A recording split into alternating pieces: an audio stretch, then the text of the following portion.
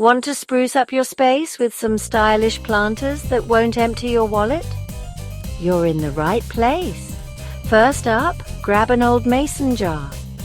Fill it with soil, drop in your favorite small plant, and voila, instant charm. Next, repurpose those empty tin cans. Paint them in bright colors, add some drainage holes, and you've got quirky custom planters.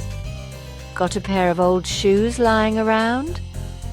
They make perfect, whimsical planters. Just line them with plastic, add soil, and plant away. Finally, use a wooden crate for an elegant planter box. Line it with a garbage bag, fill it with soil, and plant your heart out. There you have it, 4 fun, affordable DIY planters. Happy planting!